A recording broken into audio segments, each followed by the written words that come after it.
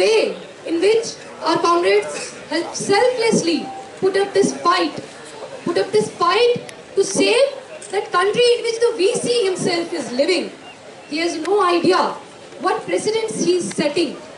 आप लोग जानते हैं कि सरकार हिंदुस्तान में बदलती रहती है और हमें उम्मीद है कि 2019 में ये सरकार भी जो बदल के बाहर चली जाएगी, they'll be kicked out by the people of this country. But what happens next? मान लेते हैं कि किसी और की सरकार आ जाती है और जेएनयू के अंदर प्रेसिडेंट थ्रू सम मिरेकल, वैसे तो अब इनकी जो हालत होगी आप देख सकते हैं, 2 आदमी वहां पे बैठे हुए हैं and they are holding on to this big space, the kind of minority rule that fascists actually believe in, जो समझते हैं कि सोसाइटी के अंदर कुछ लोग जो है वो बाकी जो मेजॉरिटी है उसको ऑप्रेस करके रखेंगे, वही माइनॉरिटी रूल का आप वहाँ पे उदाहरण देख सकते हैं। जो कॉर्पोरेट्स जिस चीज में बिलीव करते हैं कि 1% जनता जो है वो बाकी 90% पर 99% पर अपना दमन कर रही है, उनको रूल कर रही है, उसका उदाहरण आप वहाँ पे देख सकते हैं किस तरह से वो लोग ऑप्रेस कर रहे हैं। लेकिन मान लेते हैं कि किसी मिरेकल से हमारे एबीवीपी के कोई साथी जेएनयू प्रेसिडेंट बन जाते हैं और किसी और पार्टी की सरकार होती है जो एंटी बीजेपी है, उस वक्त क्या होगा? क्या उस वक्त भी पुलिस अंदर घुसाई जाएगी? ये लोग कहते हैं, अभी हमारे वीसी सर ने बीबीसी में एक इंटरव्यू दिया, वो कहते हैं कि अगर पुलिस घुसना चाहे तो हम नहीं रोक सकते हैं। हम ये कह रहे हैं कि पुलिस तो हमेशा से ही जेएनयू में घुसना चाहती है। पुलिस कब नहीं घुसना चाहती है जेएनयू में? जेएनयू के अंदर आप जो सभी प्रश्न उठाते हैं, अगर वो सभी प्रश्न आप कश्मीर में जाकर उठाएं, आप छत्तीसगढ़ में जाकर उठाएं, आप कुडनकुलम में जाकर उठाएं, आप मराठवाड़ा में जाकर उठाएं, तो आपको जेल में डाल दिया जाएगा, आपको कई साल तक जेल में रखा जाएगा। और अगर आप कुछ ना भी करें तब भी आपको झूठी तरीके से जेल में रखा जाएगा। 11-11 साल तक लोग जो है बिना किसी कसूर के जेल में रहे हैं। लेकिन हम लोग इस कैंपस के अंदर उन प्रश्नों को उठाते हैं। इस कैंपस के अंदर आज एक ऐसी स्थिति पैदा कर दी गई है जहां पर कोई आपस तक पे बात नहीं करना चाहता। लेकिन एक ऐसा टाइम था जिस वक्त यहाँ पर पूरे अफजल गुरु केस को थ्रेडबेयर सभी ऑर्गेनाइजेशंस ने डिस्कस किया, सभी ऑर्गेनाइजेशंस ने उस पर मीटिंग्स करवाई। अगर एबीवीपी के लोग, हमारी कुछ दिन पहले इनके बहुत सीनियर एक्टिविस्ट से बात हो रही थी, उनको जब हमने अफजल गुरु केस के पर्सनल कैपेसिटी में बात हो रही थी इसलिए मैं उनका नाम नहीं लूंगी, उनको जब हमने अफजल गुरु केस के सभी डिटेल्स बताए तो उनके होश उड़ गए।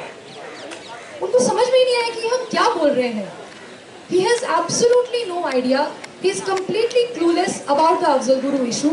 He doesn't know all the details, all the lapses that were there in the case, and which have been raised by so many other people, which have been raised by so many other academicians, so many other jurists. All of those lapses he was not aware of. और फिर जब उसको वो सारी बातें पता चली, फिर उसका थोड़ा होश ठिकाने में आया और वो बोलने लगा कि अच्छा ठीक है, मैं ये बाकी फैक्ट्स को जो है वापस जाके चेक करूंगा। So you better please check your facts. If you really think that the parliament attack was a very serious attack, and we also think that the parliament attack was a very serious attack, then you better ask that a fair process be followed and the facts of the case be laid threadbare. उसमें जिसका involvement था उसको भी सामने लाया जाए। जो सुन के आपके होश उड़ जाते हैं कि अच्छा ये भी इन्वॉल्व थे, तो उनको भी सामने लाइए। अगर आप एक्चुअली जानना चाहते हैं, अगर आप जानना चाहते हैं कि कश्मीर के अंदर 35 सिखों का मैसेकर किसने किया, चटी सिंहपुरा मैसेकर किसने किया, तो पथरीबल फेक एनकाउंटर पर बोलिए। जिनको झूठे तरीके से बोला गया कि वो लश्कर तैयबा के मिलिटेंट थे और उन्होंने इनको मारा, आपकी सीबीआई मांगती है, उस पर बात कीजिए, उस इंक्वायरी को रीओपन करने की बात कीजिए। अगर आप सीरियस हैं जानने के लिए कि मालेगांव ब्लास्ट किसने करवाए, अगर आप सीरियस है जानने के लिए कि अक्षरधाम ब्लास्ट किसने करवाए, तो वो जो सारे लोग एक्विट हुए हैं उनकी जगह जो दूसरी इंक्वायरी है, एक फेयर इंक्वायरी को इंस्टीट्यूट करने की बात कीजिए।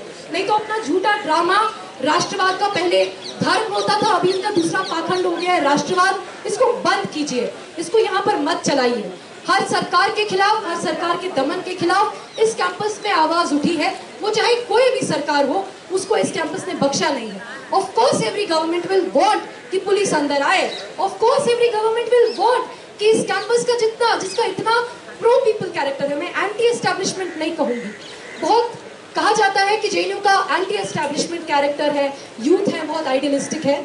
मैं ये कहूँगी कि नहीं, हमारा एंटी एस्टैब्लिशमेंट कैरेक्टर नहीं है, हमारा प्रो पीपल कैरेक्टर है। And because every successive government is anti people, that is why it is anti establishment, because we are pro people. Every government will want to invade this campus, every government will want to raid this campus through the police. So this VC should understand that it's not that simple कि police अगर अंदर घुसना चाहती है तो हम लोग allow कर देंगे। इतना सिंपल नहीं है VC साहब। हम लोगों ने कई सारी लड़ाइयाँ साथ में लड़ी हैं।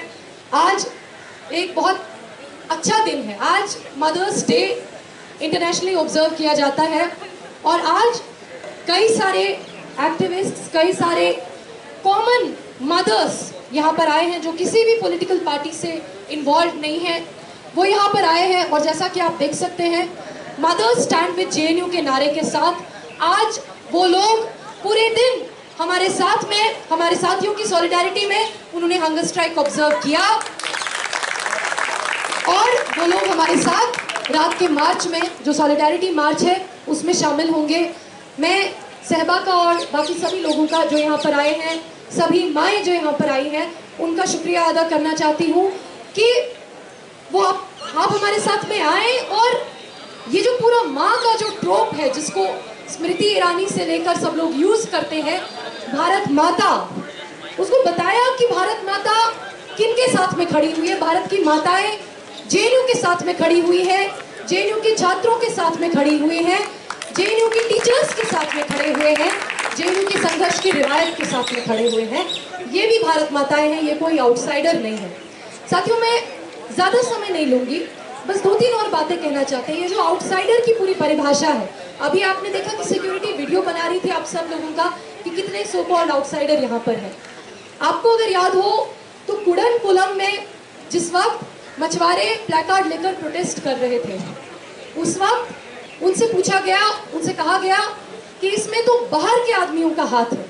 उस वक्त की सरकार ने कहा कि इसमें तो बाहर के लोगों का हाथ है, बाहर के लोग इंस्टिगेट कर रहे हैं इन लोगों को। ये बाहर के लोग कौन हैं, हम पूछना चाहते हैं।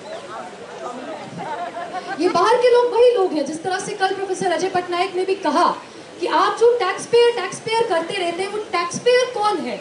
Who is this abstract taxpayer? Is it Vijay Mallya? Is it Adani? Who is this abstract taxpayer? These taxpayers are these outsiders who are sitting here.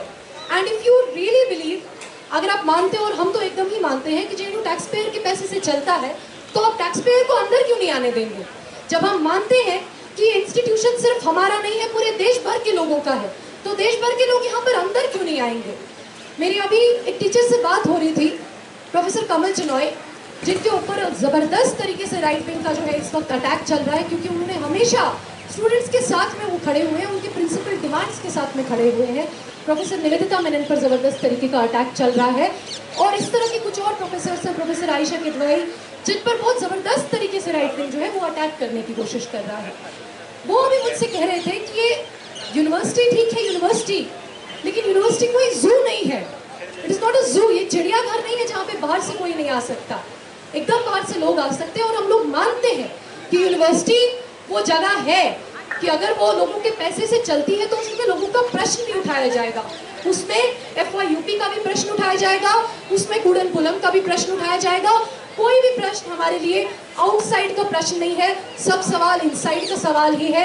हमारे यहाँ के अंदर के स्टूडेंट्स हैं जो आसपास अफेक्टेड एरियाज से आते हैं, जो ऐसी ऐसी जगहों से आते हैं जहाँ पर कहत आया हुआ है, जहाँ पर बाढ़ आई हुई है और सरकार कुछ भी नहीं करती। हमें लगता है वो सारे सवाल इनसाइडर आउटसाइडर की कोई बात नहीं है, सब सवाल हमारे हैं और सभी सवालों पर हम लोग जो है प्रश्न उठाएंगे।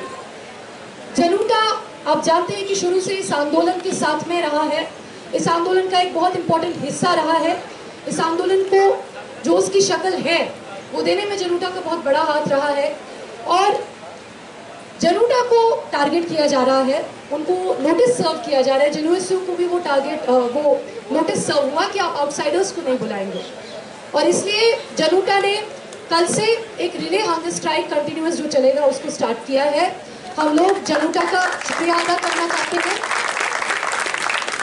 कि ऐसे जो डेमोक्रेटिक राइट्स का सप्रेशन हो रहा है कि आप आउटसाइडर्स को नहीं बुला सकते, हम लोग हमेशा आउटसाइडर्स को बुलाए हैं, अनुपम खेर भी यहाँ पर आते हैं, यहाँ पर स्मृति ईरानी भी आती है, यहाँ पर शाजिया इल्मी भी आती है, यहाँ पर तारिक फतेह भी आते हैं, सुब्रमण्यम स्वामी भी आते हैं, लगातार आते रहते हैं, कोई आउटसाइडर नहीं है, सब लोग आते रहते हैं। लेकिन अब क्योंकि एबीवीपी की नौटंकी 5 दिन की खत्म हो गई, अब उनको सब लोग आउटसाइडर लगने लगे। अभी तक सतेंद्र रवाना जो यहाँ पर अपने गुंडों के साथ में आकर बदतमीजी की लोगों के साथ में, महिला एक्टिविस्ट को उनके लोगों ने मिडिल फिंगर दिखाया, उमर को मुल्ला बोल के उनको अब्यूज किया in very Islamophobic terms, they were no outsiders.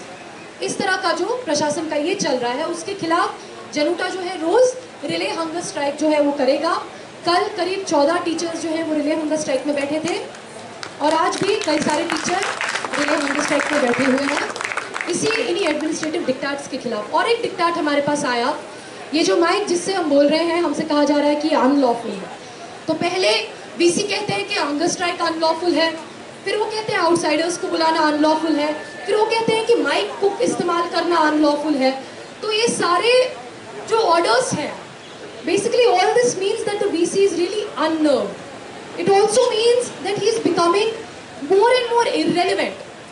VC साहब, आप इतने ऑर्डर मत लाइए कि आप खुद ही इररेलेवेंट हो जाएं।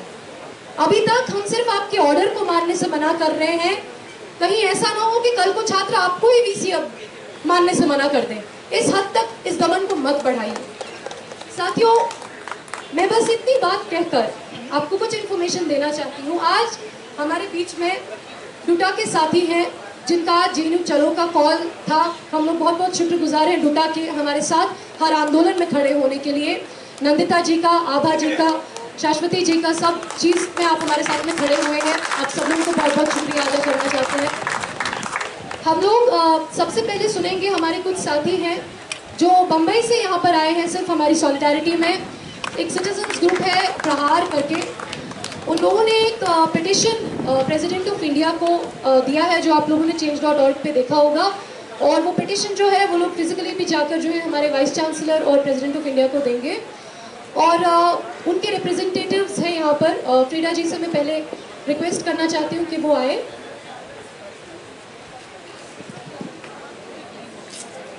और अपनी बात